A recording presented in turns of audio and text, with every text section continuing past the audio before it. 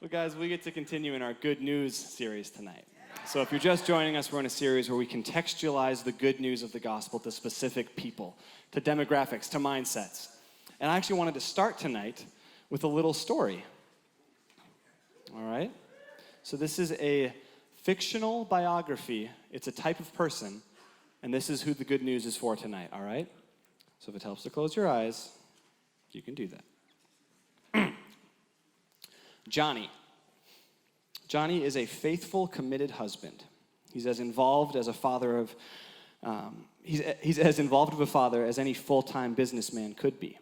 He carries a fair amount of responsibility at the office, often choosing to stay late or start early in an effort to show good work ethic and take responsibility.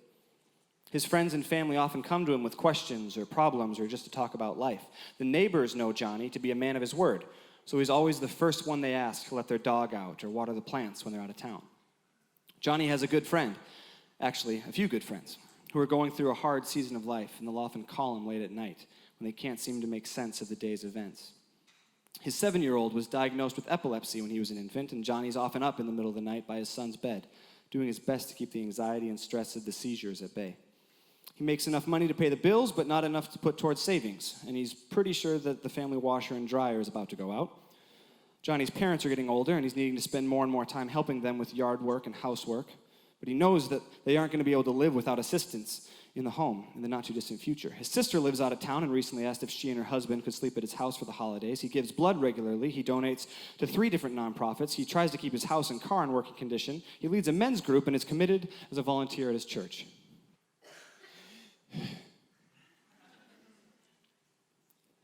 I believe that maybe not the specifics, but I believe that type of person represents a ton of us in this building.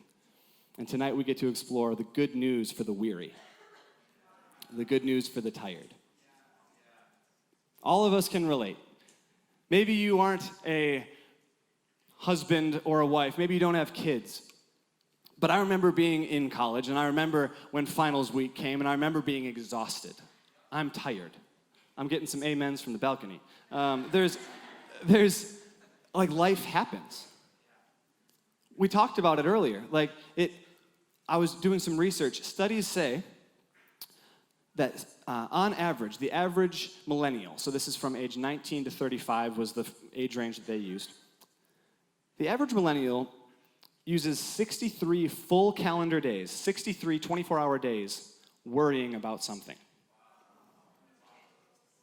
49%, almost half, said that they wake up feeling tired. After a full night's rest, they wake up feeling tired. So when you're tired, when you're weary, what often happens is then you start to resent the things that you signed up for. You start to resent the responsibilities. You can enter into self-pity. You can get in kind of this like, oh my goodness, it feels like a weight. And, for Johnny, he loves his wife. He loves his kids. He loves his job. He wants to do good by his neighbors. He's trying to help his son. He's trying to help his sister. It's all good things. But you start to resent it because you just get so tired. Best case scenario for some people is you just kind of shut off all emotions and you kind of just put your head down and plow, go into robot mode, and just get through it. But that's not life and life abundant. That's not our portion as believers. So the question is, what's the good news to the weary? What's the good news to the tired? So when we talk about that, we often go to one of two places. One side is, I get it, man. That's tiring, but you got to keep going. I'll be praying for strength for you.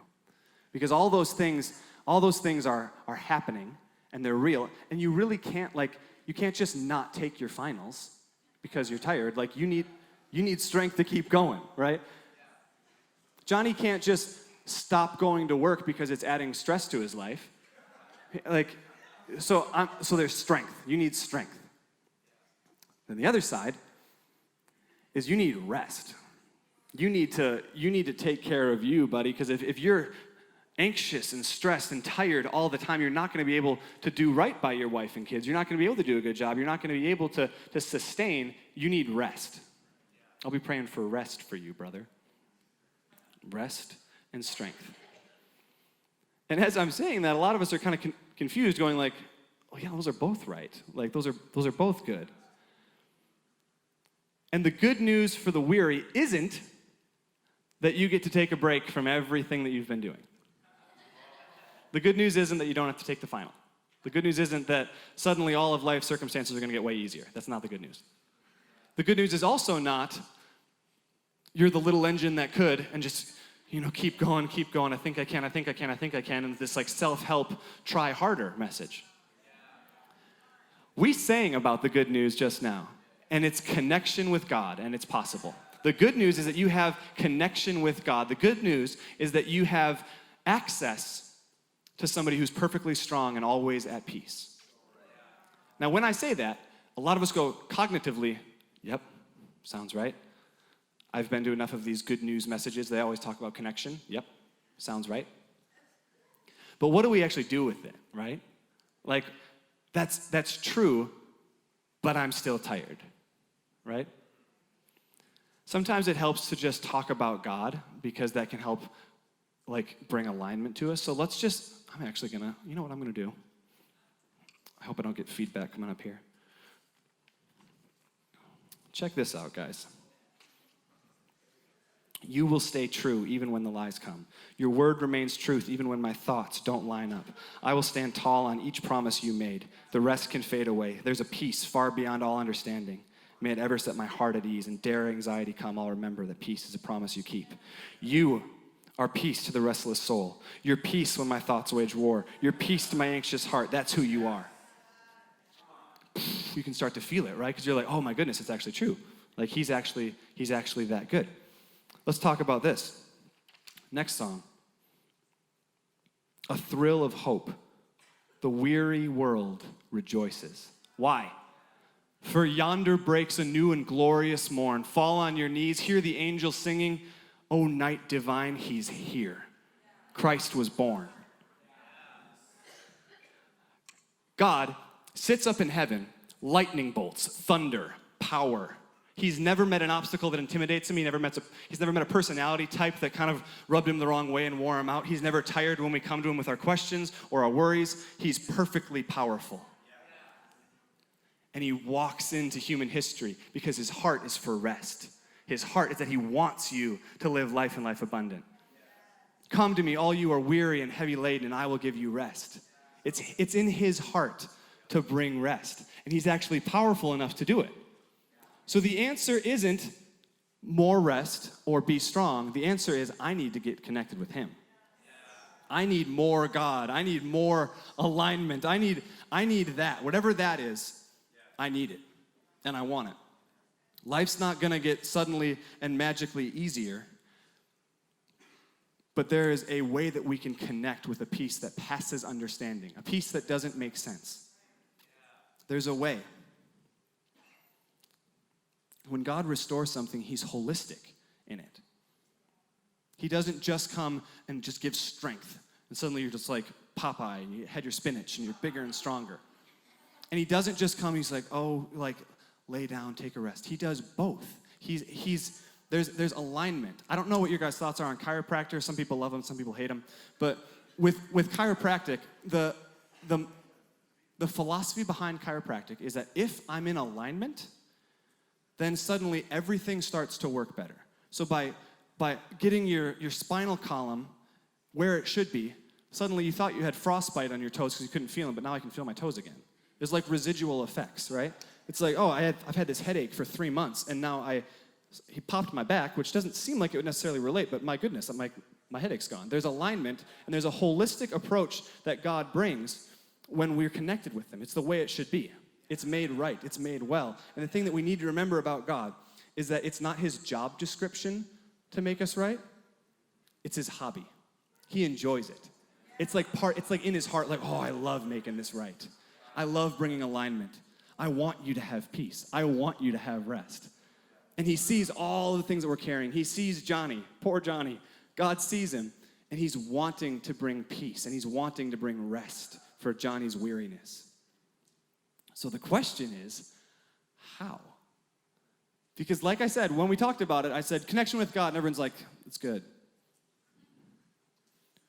But we need to somehow understand it and actually have how do I do that? Galatians 6 says, do not grow weary in well-doing. Awesome. How? Because I'm Johnny and I feel exhausted. So how? So that's what we get to explore tonight. This is going to be somewhat practical, and I wanted it to be. Because if you're coming to church and that's your like gas station moment for the week and you get fueled up and then you get burned out, Saturday, can't wait till church, and then you fuel up again, that's not good enough. That's not life and life abundant. So if we just had a super inspirational talk and it filled you up, that would run out. You'd be on a high for 3 days, and then your sister who wants to come stay at your house for the holidays comes, and suddenly you're tired again. So we need to actually learn practical tools. In the industry that I was in before I went into ministry, it's called preventative maintenance. I'm going to do things consistently that prevent burnout. I'm going to do things consistently and on a regular schedule that actually keep the thing from breaking. So what we're going to talk about is some of that preventative maintenance that we can do. So if you're a note taker, tonight is for you, all right? Because there's going to be some like practical things that actually fit in our lives, in Johnny's life. I intentionally went through all of these and said, could Johnny do it? All right? So these are going to be like hopefully really applicable. Okay. You are a spirit who has a soul who lives in a body. You've heard this. Say it with me. You are a spirit who has a soul that lives in a body. We say this all the time. When Jesus came, he redeemed us at a spirit level. So our spirit, our current reality, who we are, this is why the Bible can say absurd things like, you've been made perfect. And you're like, well, I don't look like it. That's different. At a spirit level, you've been made perfect. And so what the Bible says is that Jesus paid the price once for all, went up into heaven, and he sat down. Rest. The work is finished. The finished work of Jesus. And then, for you note takers, Ephesians 2:6 says that we now currently are seated with Christ in heavenly places. Seated. Present tense, sitting with him. So the reality is, in spite of all of Johnny's life circumstances, and in spite of my life circumstances, there's a reality that I am at rest with him. That's important. Because we're not trying to find rest, we're trying to come into alignment with truth. Right? That's the wrestle. Not to find something, not to get a temporary fix. We can say, okay, I know I'm at peace, I know I'm at rest, I know that my tired, weary soul has an anchor somewhere. So that's important. And all these things are connected, all right? So with body, I'm not going to go into a whole, like, a lot of you guys probably know this more than I do. There's things you can do to keep your body from getting tired. You can get sleep, you can eat healthy, you can exercise. I'm not the expert, and if you want to learn how to do that, there's resources that you can find on the internet. It's great. What I'm concerned about tonight is I would submit to you that you could eat kale for 2 weeks, you could get 12 hours of sleep, and you could live in a cryo chamber where your body's continually like taken care of. But if you're anxious, and if your mind is troubled, and if you're emotionally tired, you have zero emotional energy, I don't think that your cryo chamber is going to do any good. Because physiologically, they're connected. So what I want to do is talk about the soul tonight. The mind, the will, and the emotions. Because if we're actually in alignment, if our soul is in alignment with our spirit, and there's alignment there and connection with God like he's always wanted, I think that in a lot of circumstances, the body side would actually be taken care of, all right? So we're going to dive into talking about the soul. What is the preventative maintenance that we can do? What's possible? What can we actually do in our life that creates a reality in my experience that matches what's happening in my spirit? Does that make sense? Okay. And just for the record, these are not tools to get stronger or tools to find rest. They're tools that help us connect with God because he is the source of all of it, okay? All right, there's 4 things. Note takers, this is your first one. Soaking prayer.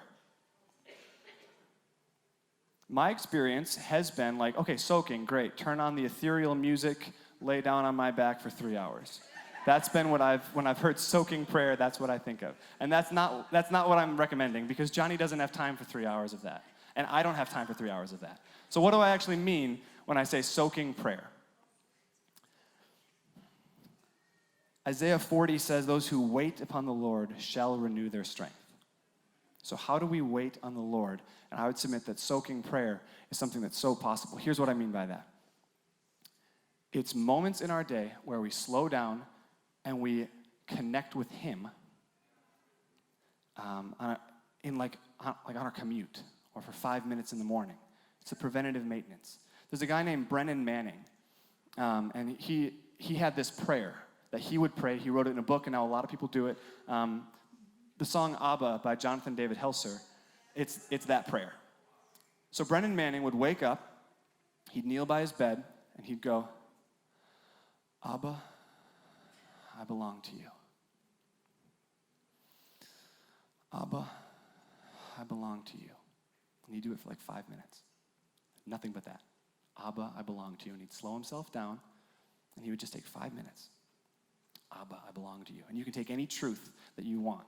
But we can slow down and have this moment of actually soaking in truth and telling our body and our soul what to think. It's alignment. And prayer is just communion with God. Prayer is connection with God. Something that I do that's just like a helpful hint for anyone who's trying to stay focused during this. I've done this for years. I'll start my quiet times with the Lord by saying, by faith, I believe that you're with me, God, so it's not wasted time. Because the lie is I'm wasting my time. There's other things I could be doing. By faith, I believe that you're with me, and if you're with me, this isn't wasted time. That one's free. Take it. So soaking prayer is these kind of almost like practices of slowing down and connecting with God and finding truths. Personally, I don't really do laying on the ground very well because my mind starts going and think of all the things I have to do. I don't just stop doing everything. I find an activity or a truth and I can kind of just rehearse it a little bit. So helpful. The last thing that I'll say about soaking prayer is praying in the Spirit. And this is not the time where we're going to go into a full theological discourse on praying in tongues, but I can say that in the book of Jude, verse 20, it says, build yourselves up in your holy faith and pray in the Spirit. And there's something about praying in the Spirit that does that same thing, that soaking prayer. There's something active going on, but it slows us down, okay? So number one you can do if you want to get your soul aligned with your spirit and connected with God, soaking prayer. Number 2, community. When God the Father designed humanity, he made one guy, Adam, and then he said, oh, it's not good for man to be alone. And he didn't just mean, so he needs a wife, he needs a spouse. He meant it's not good for man to be alone. The Trinity forever has existed in community. Father, Son, Holy Spirit. It's woven into how we were created. I don't care if you're an introvert. You still need people. That's how God designed us. So community is a massive help when we're feeling tired. There's that Bible verse that says, bear one another's burdens, right? Give people an opportunity to help you. Let people bear your burdens. Because if you're isolated, that's the most tiring thing in the world. So often, I would submit to you that our tiredness is because we've kind of, nose to the grindstone, plow, plow, plow, plow, plow. But in community, there's actually room for people to bear your burdens with you. You can process things. Where my external processor is at. It's so helpful to just talk and have somebody that you can connect with. And then, what happens is that God can actually speak to you through them. So often when we're tired, mentally, we literally it's hard to think. It's hard to process things right. So you go to your brother or your sister, and you're kind of sharing about this. You're giving God an opportunity to speak through a fresh mind that's not in the same swirl that you're in. And so here at Grove, we love to practice something we call honor time. It's basically just giving room for the Lord to speak well of you and to bring truth. So if I'm feeling my whole life I just was pressured and there's tense, anxiety, whatever else, and somebody else comes and just says, man, I was praying for you and I just felt like the Lord wants you to know that you're so loved and he sees you and that everything that you're doing has so much purpose. That's so difficult for somebody who's tired and weary to think that through. It takes divine breakthrough for that to happen, but it's so easy when we go to our brothers and sisters with it. So community is a massive help for the tired, for the weary. This isn't a plug for Grove Communities. Like if it's like two people that you've known forever, just like have somebody that you can let the Lord move through and work through to help you bear those burdens that you're carrying. All right? Thing number 3. I'm calling this one, be fueled by the future. This is something, this is a phrase that we use in our men's ministry that we have here called Maine.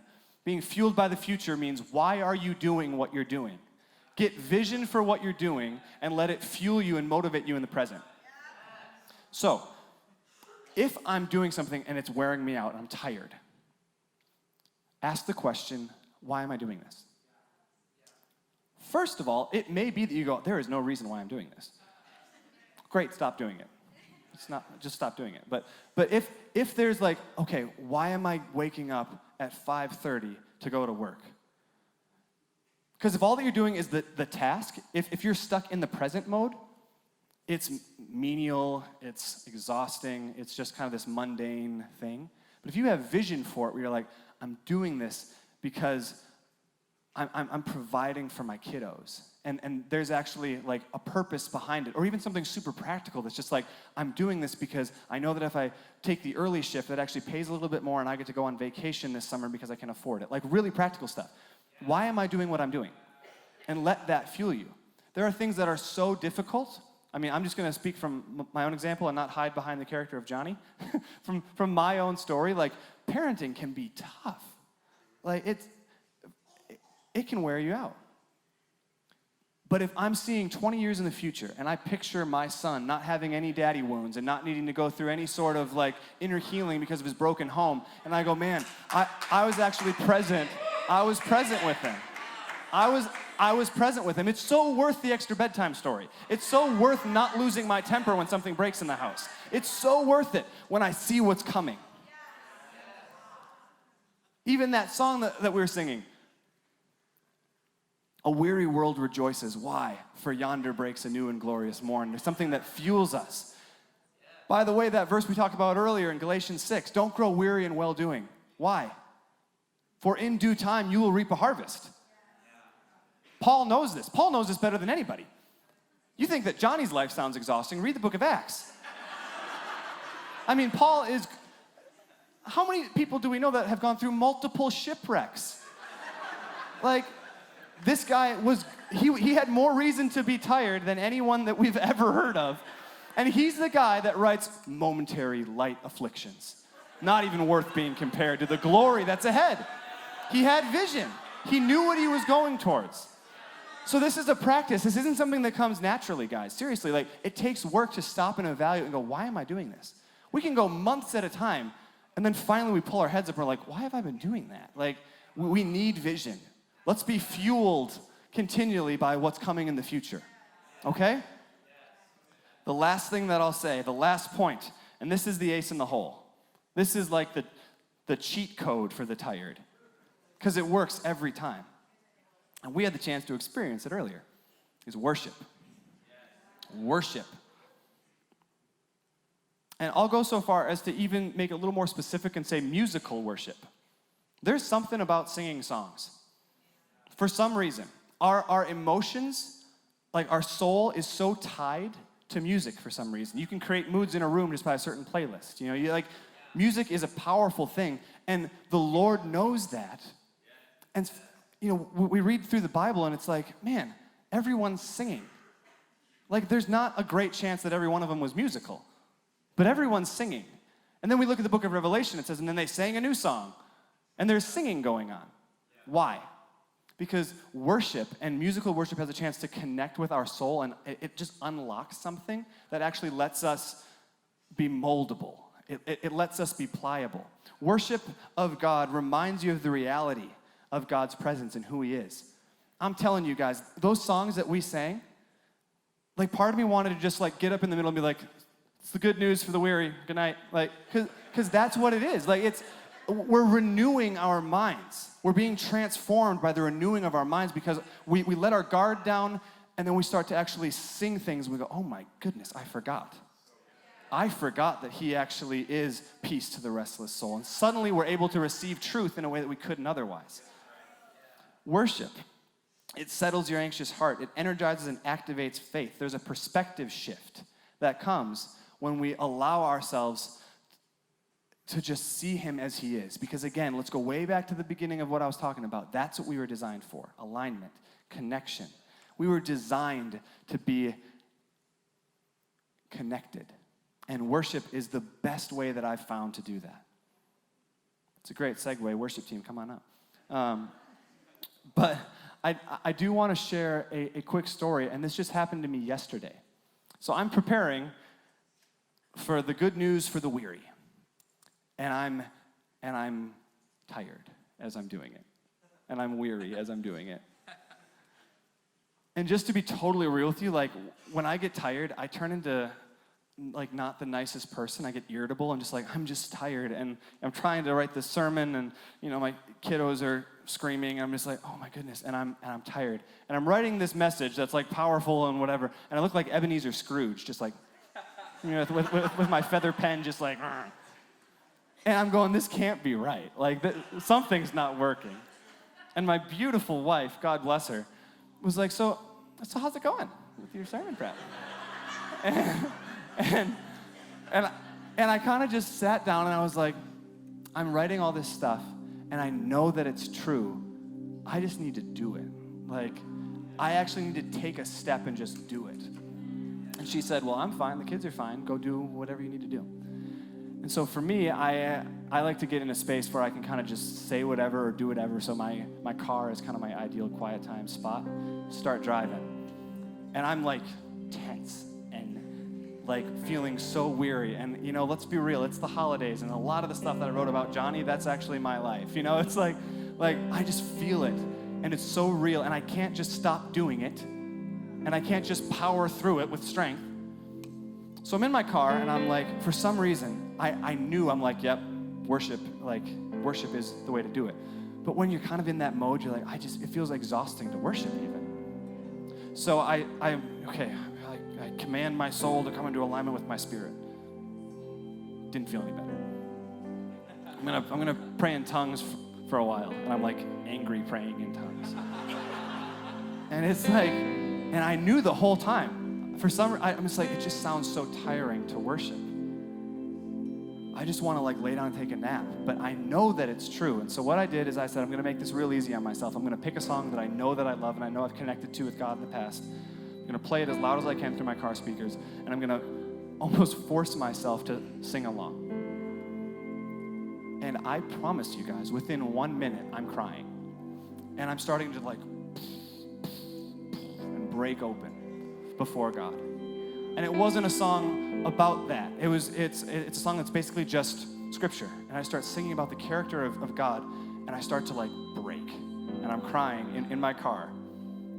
And then, a minute after that, I don't know what happened, guys. It's like I got plugged into the wall. I just got this jolt of energy. And for me, you've seen me worship maybe, I get a little rowdy. And so I'm in my car and the music's blaring. And I'm shouting, full on screaming. And I'm pounding my chest as I'm driving down Highway 61. Just whoa, just got pumped up.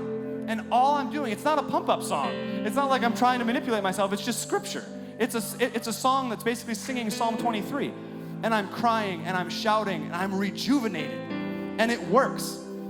I promise it works. And so the invitation is always just connect with them. And that stuff falls away. And it's not like all of the things that I was responsible for and the weights that felt so heavy are suddenly gone. It's just that when I'm under his yoke, it's easy and it's light. When I see him rightly, I'm suddenly reminded, oh, he wants to make me strong. It's his hobby. He enjoys giving me rest and strength. And suddenly all of my perspectives start flipping. I go, I can do that. I can do that. I can do it. And I can actually do all things through Christ who gives me strength. Through Christ. So it's alignment and connection. So these 4 things are great ways to kind of get started and to build a lifestyle that we don't get burnt out through, right? Johnny, God bless him. He can't just stop doing those things. All of us, as we're going through our mental checklist, we're like, I can't just stop doing them. The answer isn't stop doing it. The answer is buck up, be strong, little engine that could. The answer is get connected to God, and I promise you, He is a limitless resource of rest and strength. So we're going to go into worship. Thank God. I can't wait. But I would encourage you tonight and then tomorrow morning and then tomorrow night, you might not feel like it, but I promise you, if we connect with Him and that alignment happens, everything starts to shift into perspective. So let's all stand together.